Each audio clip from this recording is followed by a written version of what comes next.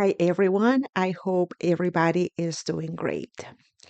So it is Sunday morning, and I was having my cup of coffee, and I thought, let me do a video on the Olympic spirits. The reason that I thought about the Olympic spirits is because I picked up a book. I've had this book for a while, but it is called The Master Works of Chaos Magic by Adam Blackthorne. Okay. So I do have the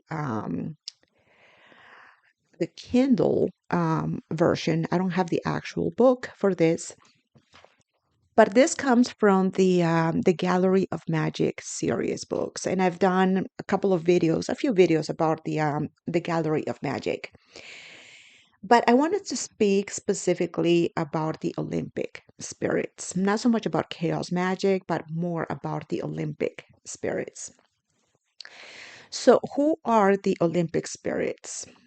And why do we want to work with them? Okay, so that's what this video is going to be all about. So back in, I think it was in the 16th century. There was a book published which is called The Arbatel of Magic, and in this book, the Olympic spirits is when they are being introduced to us. So it's been a long time ever since. They speak about the Olympic spirits, and they are all associated with planetary intelligence rather than planetary spirits. And I will talk about the difference between them. Okay. So in the 16th century, they spoke about seven planets, which were Mercury, Venus, Mars, Saturn, Jupiter, and also the sun and the moon were considered planets back then. Okay.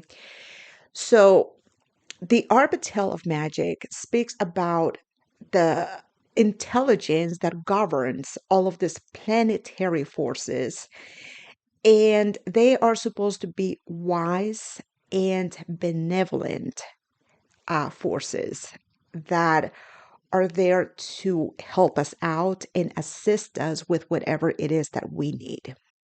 So, the Arbatel of Magic is a very unique, per se, grimoire when it came out. It doesn't give a lot of like practical exercises or rituals or spells to do. What the Arbatel does is that it gives more like a philosophical type of like spiritual code of ethics, if that makes sense. It's more about like living in virtue with divine order. That's what the Arbatel is about. And that's when they introduce the seven Olympic spirits, which are there to kind of like mentor us or assist us or guide us or just like give us like a helping hand. So it's not the same. The Arbatel is not the same compared to like other grimoires, which are more about doing practical things, putting spells, growing forces to come and help us acquire or um, get something for ourselves. Is more about being in divine order with the universe and God's divine will. So that's what the Arbatel is all about. Now, also in the 16th century, there was a book that was called The Three Books of Occult Philosophy. And this was more like an encyclopedia of occult philosophy. And it was more like to organize magic. So the content of the three books of the occult by Agrippa, right? The first book is about natural magic. It has to do with herbs, stones, astrology, and sympathetic magic. The second book was The Celestial Magic, which was more about the planetary forces, astrology, and astral influence. The third book was about ceremonial divine magic, more about angels, the names of God, the Kabbalah, and it also contains the planetary intelligence and spirits associated with each one of the planets, right? So, what is the difference between intelligence and spirits? So, the intelligence has more to do with like angels, benevolent forces, anything that is there for our highest good with divine order, right? The spirits is the chaotic part of those forces, is more malevolent. It has more to do with destruction. So whenever we speak about planetary um, intelligence, it is the good side of the planet, is very angelic, is with divine order. Whenever we speak about the spirits, is more malevolent, more chaotic, and it is also more forceful and destructive. So the Olympic spirits are more like on the benevolent side, more like the intelligence, right? Now, whenever we speak about the intelligence of the planets, is more about like angelic forces that are in our favor, right?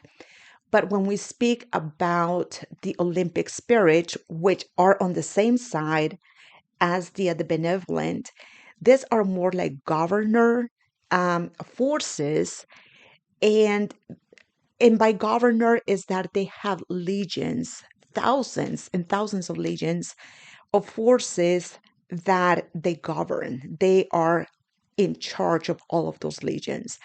So there is a huge side when it comes to the Olympic spirits. But then keep in mind that whenever we work with the Olympic spirits, it's more to be like, is this going in accordance with divine will? If not, then there is the other side, which is more about the spirits, the planetary spirits. But the planetary spirits and the Olympic spirits are not the same. It pretty much is like the opposite side of the same coin. So whenever we are working with the Olympic spirits, we are not forcing, we are not making things happen. We are just more asking for like assistance, and we are asking more about help me out. Okay. So we have to know the difference between those two, because if we are working with the spirits, then we need to draw different forces. The Olympic spirits are not going to assist us with anything that is more um, darker or chaotic or destructive. The Olympic spirits will not do that. And here's something about them. If you come with humility and you come with an open heart and vulnerability to the Olympic spirits, they will help you. They will be there for you, and you will see and tell that there was magic here, that they are there to assist you. They are there to help you out. Like I said, it's more like a teacher or like a mentor, right? Now, if you go to the Olympic spirits and you're asking for destruction or chaos, they're going to leave you alone with your illusions. They're not going to assist you. They're not going to step up. So that is the difference between Olympic spirits and the planetary spirits.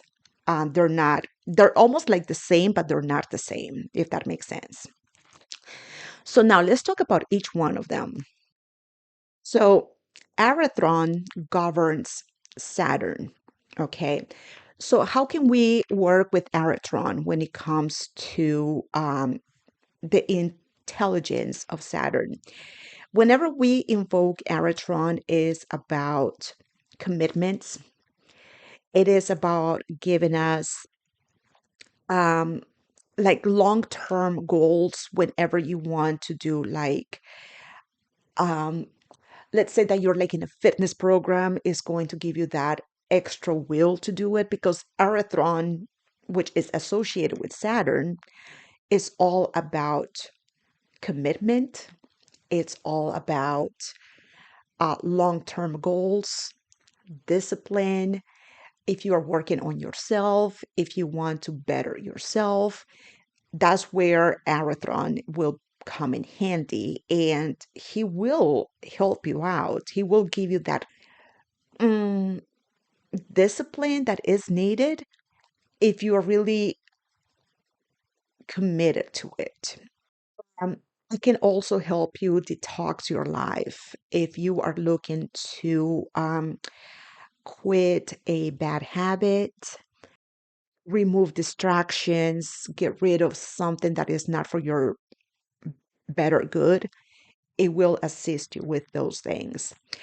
Arathron is also good with anything that has to do with chronos, with time, you know.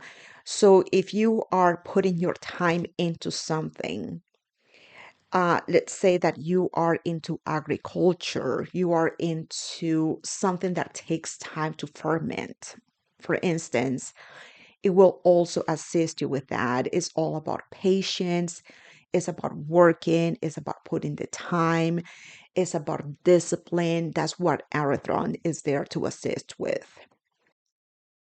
Now, Bethor has to do a lot with Jupiter. It's all about abundance, prosperity.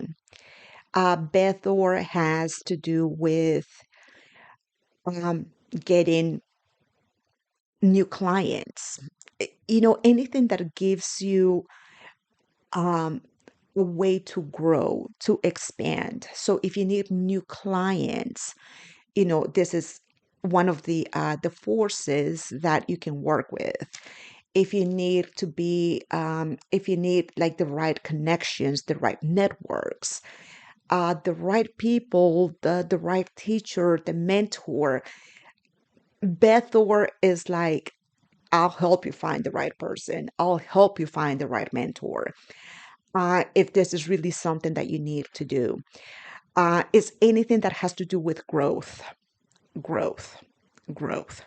So if you want to grow your um, your network, if you want to bring more clients to your business, if you want to grow, let's say your YouTube channel, if you want to anything that has to do with growth and prosperity, abundance, growth is Bethor.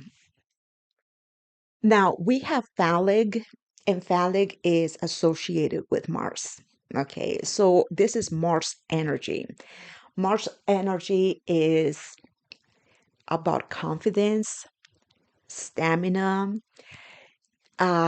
If you are into like competitive sports, this is one of those energies that you really want to draw in. If you want to have like I said, the stamina, you want to have the endurance, you want to have the force.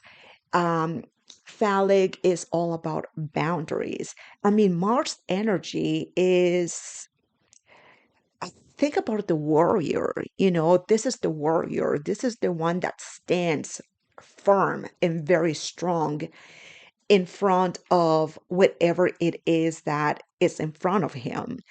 It's about I don't want to say a fighter. It's not about fighting, but Mars is I mean, it's got like that very. I don't even know what to call it. Is confidence, maybe. It is confidence. It's just like you don't mess with Mars. Mars is just very protective, you know? So if you need anything like that, like you need protection, call on phallic, because this is like you don't cross phallic, you know?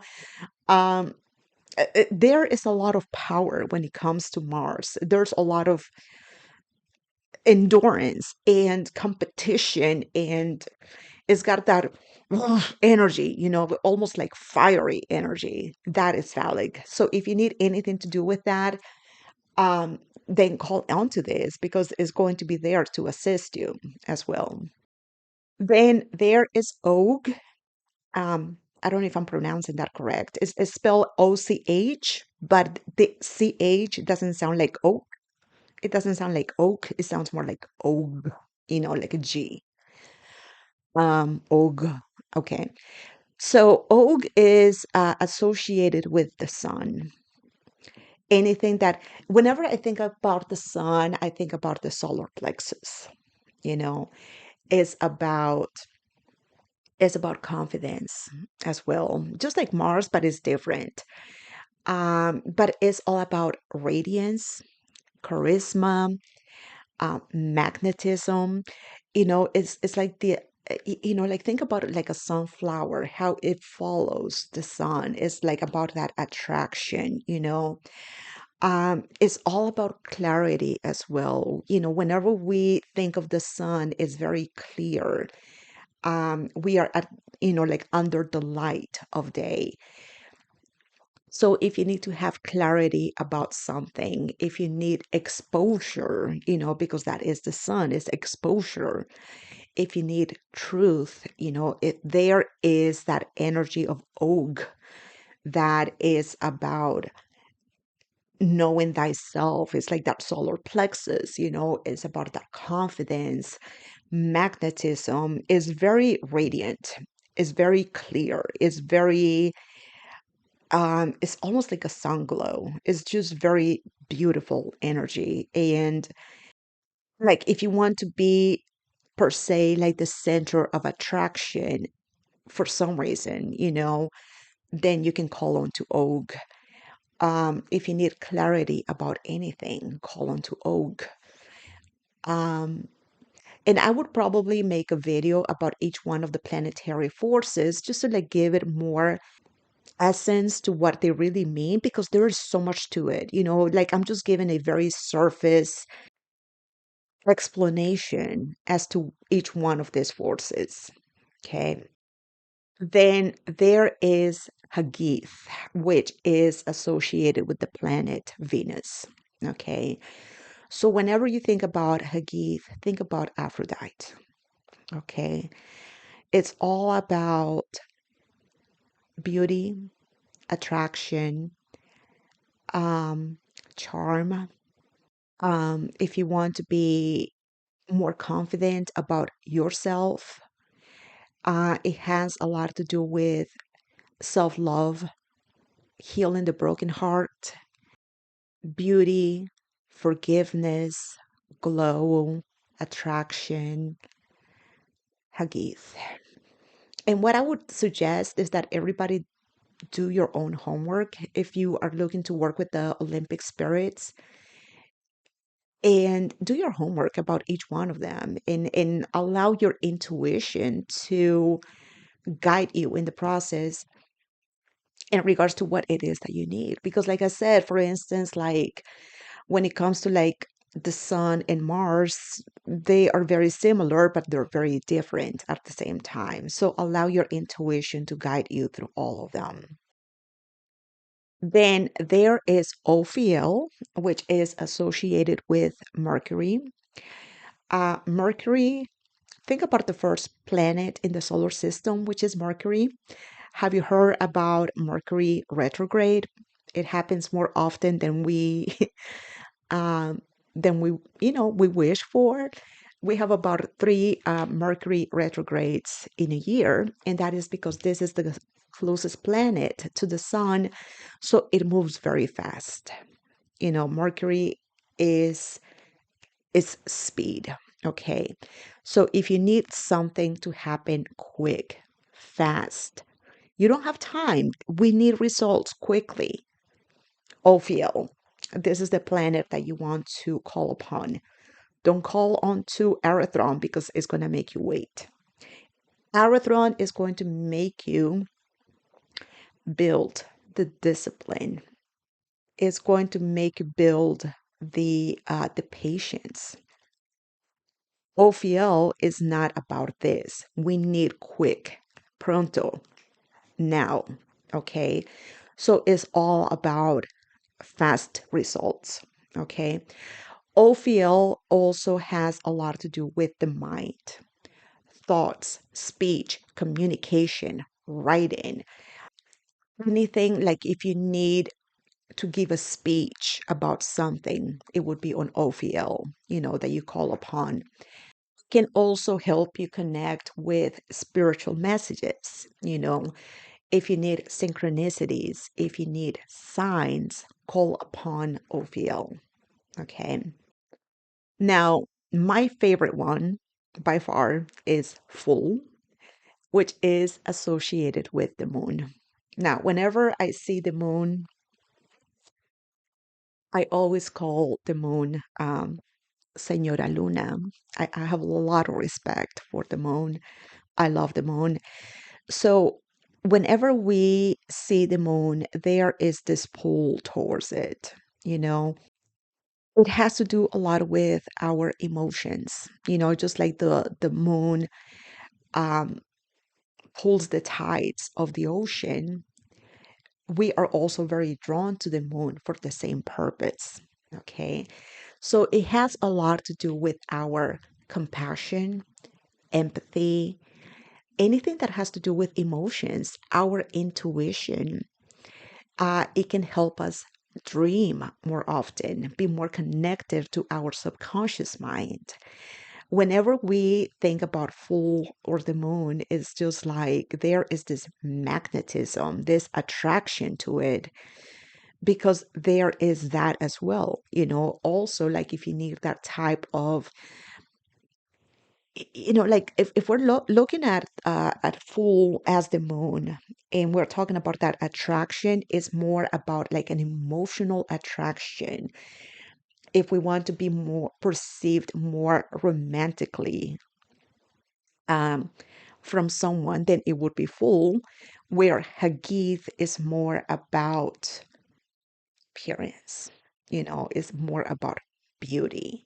It's not so much about emotions, but more about um, like that aphrodisiac, when it comes to Hagith. But full is more about emotions, intuition, the tides of our emotions, and healing as well. So, how can you work with them? And that's where I'm coming to the book, which is Chaos Magick. And, when it comes to Chaos Magick doesn't really have a structure. Whenever we speak about Chaos Magick doesn't follow any rules, it doesn't follow anything.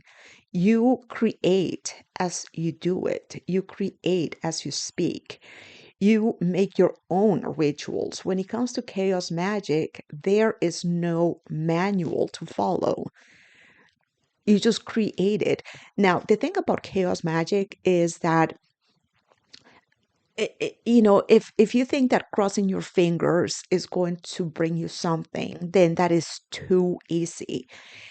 When it comes to Chaos Magick, it's like we need to create this magic, knowing that it is magic.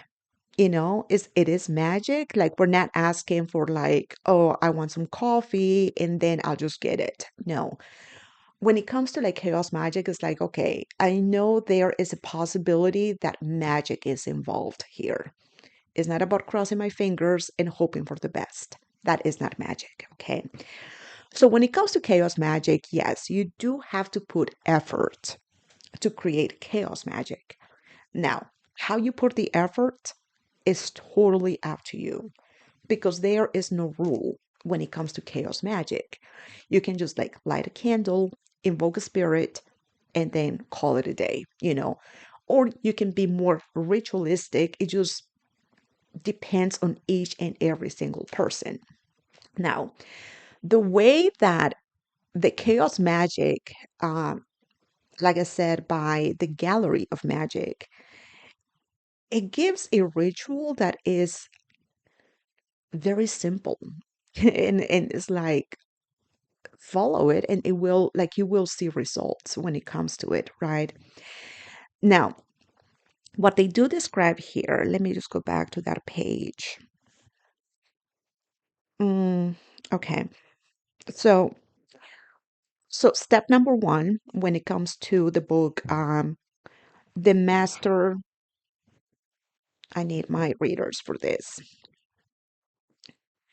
When it comes to the master works of chaos magic, it says the first step is make a choice. Make a choice of spirits, right?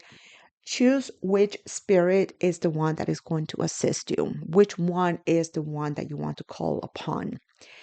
Like I said, like do your homework about it because, like you don't want to mix one for the other. Like if you need attraction, for instance, just attraction, plain attraction, then you know who to call. Hagith, it has to do with Venus, with Aphrodite, being attractive, beautiful, glowy.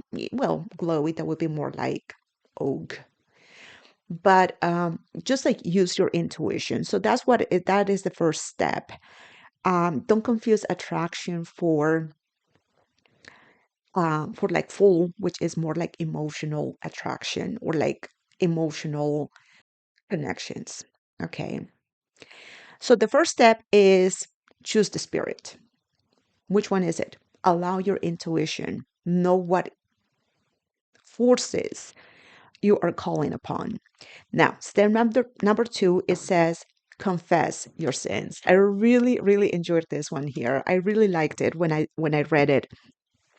Now, this isn't Father, forgive me for I have sinned. There is no way I would do anything like that again ever, But and like I said, this isn't I'm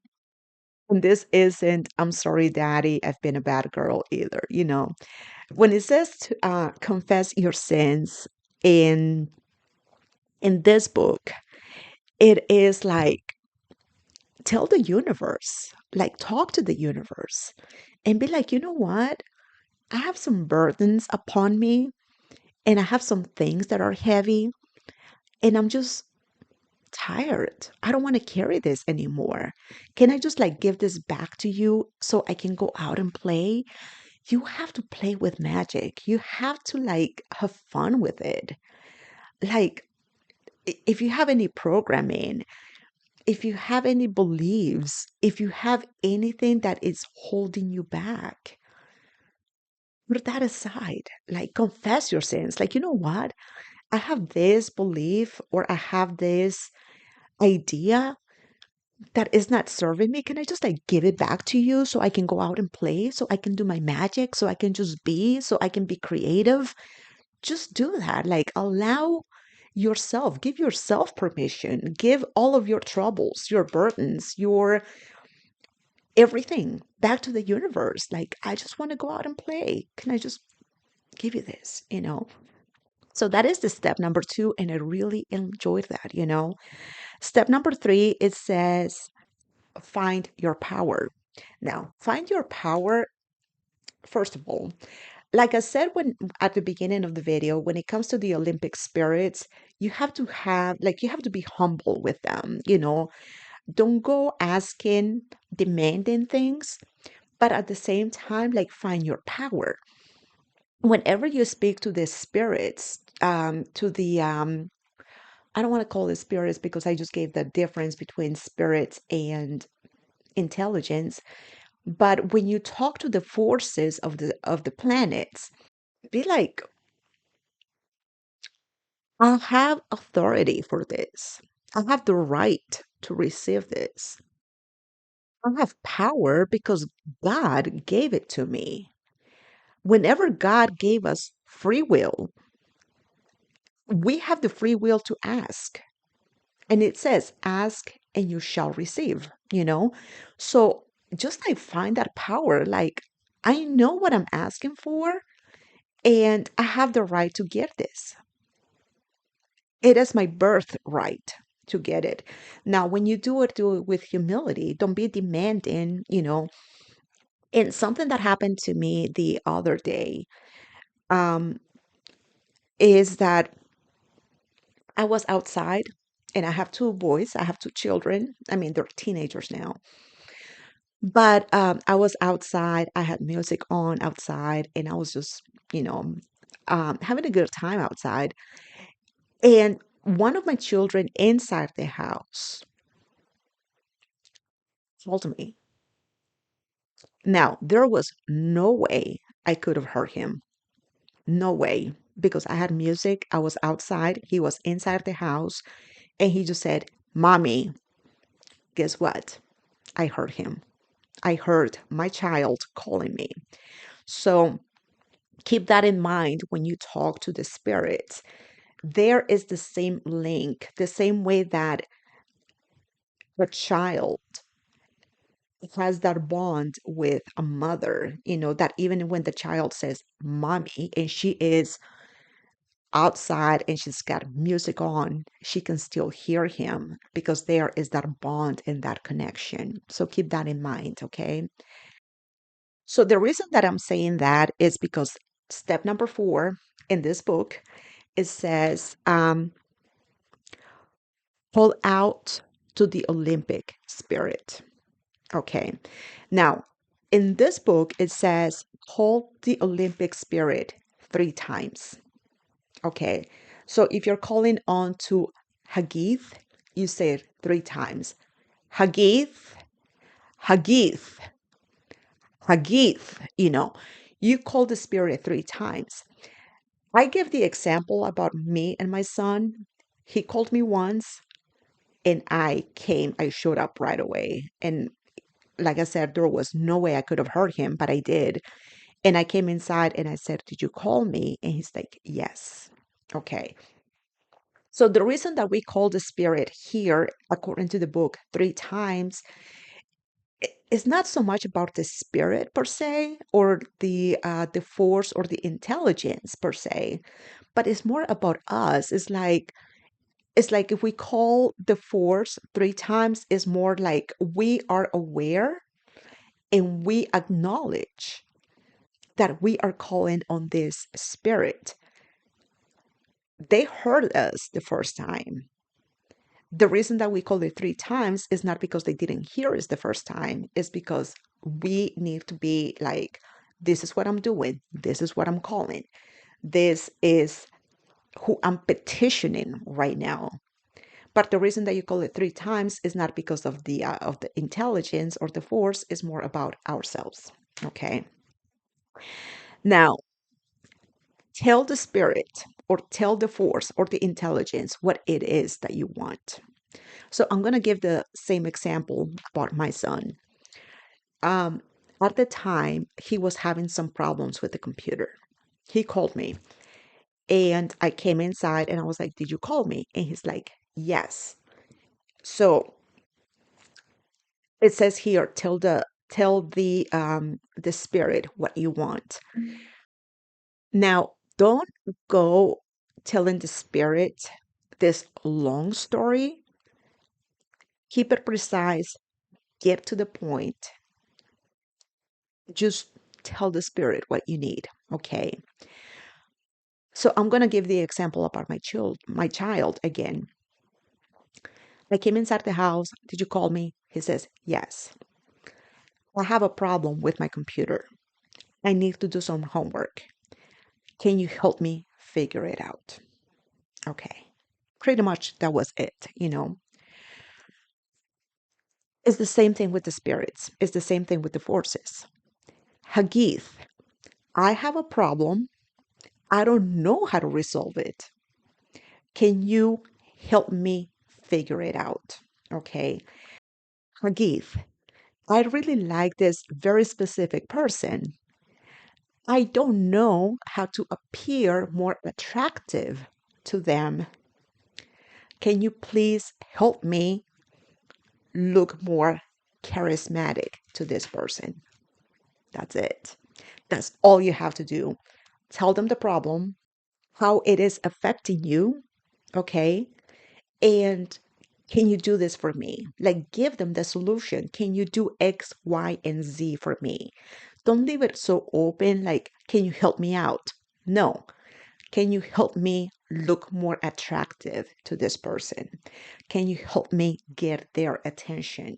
Can you do X, Y, and Z for me? Once you do that, let it go. Okay. Now, one of the things that the book says here is if you're calling the spirit, it would be like, Hagith, I really like this person, but I don't know how to look more attractive to them. Hagith, can you please help me look more charismatic to this person? Can you help me, Hagith? Can you help me look more attractive to this person? So the book is saying, tell Hagith the problem, tell Hagith the solution. Say it twice, okay? And then it talks about offerings here in this book. And, it also says in the book that an offering is not necessary, okay? And it's not. But sometimes we just feel like we have to offer something, to the spirits or to the forces just because they're doing something for us. And maybe this is like a way to reciprocate what they're doing for us. I believe that sometimes a very meaningful thank you is all there is. Hey, thank you for helping me. That's it. They don't really need us. They don't need our sacrifices. They don't need our offerings. To me, just saying thank you for helping me is enough, when it comes to the Olympic spirits. If we were talking about the demonic spirits, they do demand more, but not the Olympic spirits. Okay. But if you do want to give an offering, make it something that is kind of like associated with each one of the planetary forces. If you're asking Arathron for something, just be like, I'm willing to put my effort into this. I'm willing to sacrifice my time to get the body that I want. Like, I'm doing this part because you're helping me, you know? If it is with full, for instance, and you're asking for more intuition, be like, the offering or the sacrifice is I'm going to trust my intuition more. I'm going to trust my inner knowing more. Whatever the sacrifice is, just make it that is kind of like associated with the planetary force. And now, if you want to give an offering like flowers or a candle or incense, you can do that too. But in my experience, just a very sincere thank you, like gratitude, in my opinion, when it comes to the Olympic spirits is good enough. Okay. Now, after you do the offering or like you tell them what the sacrifice will be, then it says get back to normal. Get back to normal. Just assume that it is being done. Assume that is taken care of. The same example that I was giving about my son. Hey, mommy, I'm having some problems with the computer. I need to get some homework done. Can you please help me out? Thank you. Pretty much that was the whole thing. Hey, mommy, can you please help me with this? Thank you. Right. And he went on with his normal day. And I got in the computer and I was like, okay, what is going on here? What is happening? I fixed it for him. He asked me for my help. I gave it to him, but before he walked away, he already knew that he put it in my hands and that it would be taken care of. That's pretty much the same attitude that we need to have when we work with the Olympic spirits. The Olympic spirits are really, really easy to work with. They are there to assist us, to help us, to be in alignment with divine will. So if we're asking for something coming from a very vulnerable place and we want to be uh, given assistance or have a guide or a mentor or a teacher, or when it comes to like Hagith, like we want that energy that is more like seductive, it will show up. It will be there as long as it is in accordance to divine will. If we want to force something, we're not working with the right energy when it comes to the Olympic spirits. And that is one of the things that the Arbatel of magic warns us about is do not work with the chaotic spirits of the planets. It warns us about it. But to each its own, some people want to work with it, fine. But when it comes to the Olympic spirits, that's not the type of magic that they do. They're more benevolent. It's more about assisting us. It's more about being on our side in accordance to divine will. Now, something else that may come up when it comes to the Olympic spirits is, can we ask um, for someone else? And the answer is yes, we can. Now, let's say that we are asking Og to give someone clarity about something. Now we can do that. Let's say I want to ask Og for my best friend to have clarity about something, right? I can do that, but it cannot be going against the other person's will. Okay. So if I'm asking Og to give my best friend clarity, if my best friend is like, I need clarity, I need to know what is correct, I need truth, I need to see the right path, I need guidance. And if I'm asking Og to help my friend, Og is going to make it very obvious and radiant, and is going to make it like crystal clear for my friend, because it's like this person is asking for the same, this person wants the same clarity that she's asking for. Now, if I'm asking Og so my friend has clarity, but my friend is in denial about something, Og is going to be like, I can't do it, but it's going to be very subtle because it's going against the person's will, if that makes sense.